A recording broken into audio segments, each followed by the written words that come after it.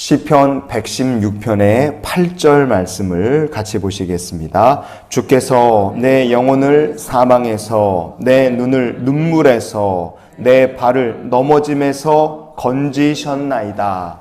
아멘. 하나님의 백성들이 말씀을 묵상하며 한 걸음 한 걸음을 걸을 때마다 성령의 인도하심을 받는 줄 믿습니다. 성령의 인도하심을 받을 때 삶의 어떤 변화와 어떤 축복이 찾아오느냐, 그거 표현한 얘기가 바로 오늘 본문 말씀이라고 생각합니다. 그래서 오늘 말씀을 통해서 성령의 인도하심을 받아 한 걸음씩 걷는 성도의 삶이 무엇인지 묵상하며 우리를 향하신 하나님의 마음을 좀 나누는 시간이 될 수 있기를 원합니다. 성령의 인도하심을 받을 때 성도의 삶에 어떤 변화, 어떤 축복이 찾아오느냐, 그 영혼이 사망에서 건짐을 받고 눈에서는 눈물을 하나님께서 닦아주시고 발은 넘어짐에서 건져주신다. 성경은 그렇게 말씀합니다. 어떤 사람을 하나님께서 이렇게 사랑하시고 이렇게 축복해 주실까요? 성경은 이렇게 얘기해요. 시편 33편의 18절과 19절 말씀을 같이 보시겠습니다. 여호와는 그를 경외하는 자, 곧 그의 인자하심을 바라는 자를 살피사 그들의 영혼을 사망에서 건지시며 그들이 굶주릴 때에 그들을 살리시는도다. 아멘. 여호와를 경외하는 사람, 그의 인자하심을 바라는 사람, 여러분 성경은 말합니다. 하나님께서 사망에서 그 영혼을 건지시는 사람, 그 눈에서 눈물을 닦아주시는 사람, 그 발이 넘어지지 아니하도록 붙들어 주시는 사람, 어떤 사람이냐? 여호와 경외하는 자다. 그의 인자하심을 바라는 자다. 성경은 말씀합니다.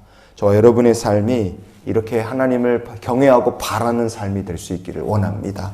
그럴 때 우리를 어떻게 하신다고요? 오늘 본문도 그렇고 시편 33편의 18절에서도 말씀하지만 사망이라는 말이 공동으로 등장합니다. 사망, 이렇게 사망이라고 번역이 된 히브리어가 민마웨트라는 말이에요. 이 말이 첫 번째는 죽음, 사망이라는 뜻이 있지만 두 번째 뜻이 뭐냐면 죽음의 고리, 죽음의 매듭이라는 뜻이 있습니다. 고리를 쥐고 매듭을 쳐서 꽁꽁 묶어버리는 거예요. 사망이란 것이 어떤 녀석이냐? 사람을 꼼짝 못하게 결박하는 무시무시한 끈과 같아요. 내 힘으로는 도저히 끊어낼 수 없습니다. 국제 엠네스티라는 곳이 있습니다. 인권단체인데요. 전 세계에서 사형을 집행한 나라들이 얼마나 많으냐, 그런 거를 매년 이제 그 해 전년도의 사형 숫자를 집행을 합니다. 북한, 중국 두 나라를 빼고 전 세계에서 2025년도에 사형당한 사람이 1,500명 정도 된다 그래요. 생각보다 많더라고요. 그런데 북한하고 중국을 합치면 작년 2025년도에 사형당한 사람이 2만 명이 넘어갑니다. 그러니까 중국하고 북한이라는 나라는, 중국은 등치라도 크면 이해가 되는데 북한은 중국에 비하면 훨씬 작잖아요. 인구 3천만 밖에 안 되는 나라가 1년에 1,000명 이상 사용시킨다고 보시면 돼요. 전 세계 나라 다 합쳐서 1,500명이면 북한 하나 1,000명, 그리고 나머지는 몇만 명을 중국에서 사용을 시킵니다. 어마무시한 나라죠. 중국은 사용을 시킨다 그러면 사형 선고를 받잖아요. 그럼 빨간색 옷을 입힌다고 합니다. 그리고 24시간 전에 너는 앞으로 24시간 뒤에 사형 당한다. 죄수한테 알려준다 그래요. 야, 그것도 참 무시무시한 제도예요. 그리고 알려주고, 예를 들어 넌 총사령 그러면 이 사람이 죽기 전에 자기가 맞아서 죽을 총알값을 정부에 내야 된다 그래요.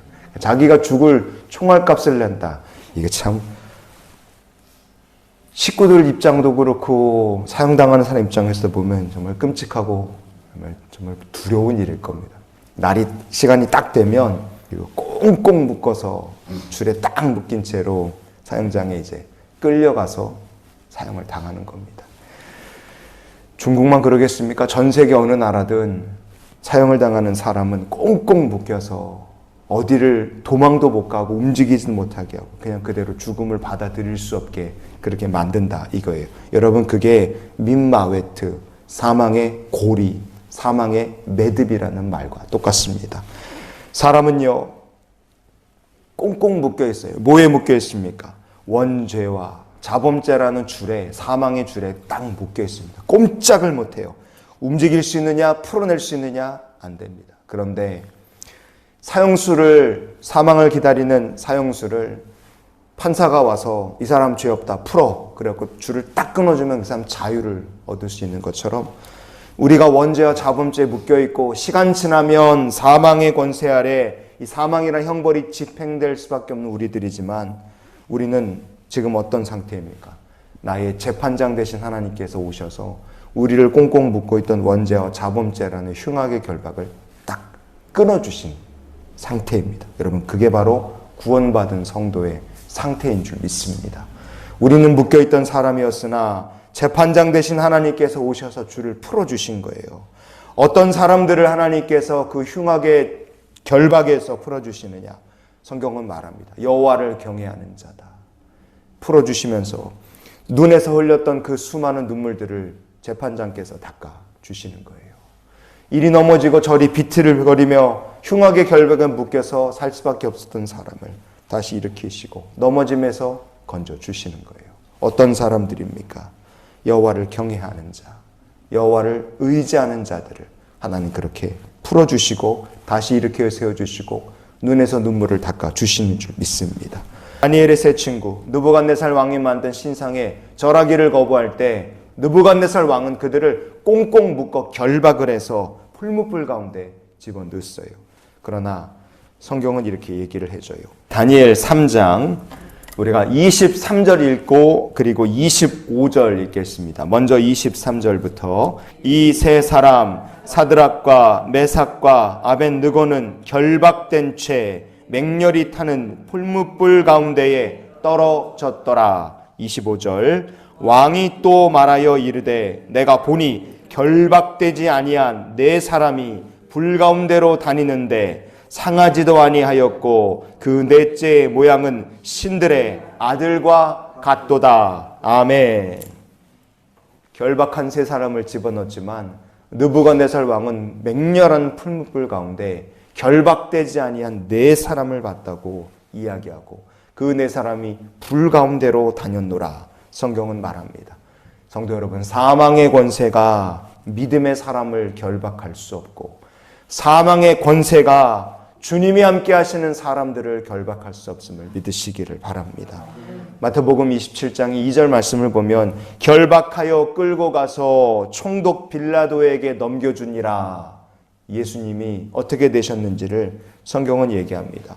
붙잡히신 예수님을 사람들은 꽁꽁 묶어 결박을 해서 빌라도의 법정에 끌고 갔어요. 그 빌라도의 법정에서 묶이신 채로 재판을 받고 십자가에 넘겨져 죽음을 당하시고 죽으신 예수님, 그러나 사흘 만에 예수님은 사망의 결박을 풀고 부활하셨습니다. 성도 여러분, 우리는 사망의 결박을 끊고 일어나신 예수 그리스도를 믿는 사람들인 줄 믿습니다. 사망의 권세도 예수님을 결박할 수 없었어요. 그 예수님을 나의 구주로, 나의 그리스도로 고백하는 사람들마다 사망의 권세에서 주님을 풀어주신 하나님 아버지께서 또한 우리들의 삶을 사망의 결박에서 풀으시고 눈에서 눈물을 닦아주시고 넘어진 우리를 다시 굳건히 일어설 수 있도록 붙들어 주시는 은혜 베풀어 주실 줄 믿습니다. 그래서 이런 기도로 오늘 한날의 삶을 살기를 원합니다. 주여 우리의 영혼을 사망의 권세로부터 풀어 주시옵소서. 여호와를 경외하는 자가 되시기를 바랍니다. 여호와의 인자하심을 바라는 자가 되시기를 바랍니다. 그런 성도들마다 하나님께서 지금 이 시대에도 사망의 권세를 풀어 결박을 풀어주시고 눈에서 눈물을 닦아주시고 넘어졌던 우리를 붙잡아 일으켜주시는 놀라운 은혜 베풀어 주실 줄 믿습니다. 오늘도 우리의 구주요 흉악의 결박을 풀어주신 주님과 동행하는 귀한 날이 되시기를 예수님의 이름으로 축원을 드립니다.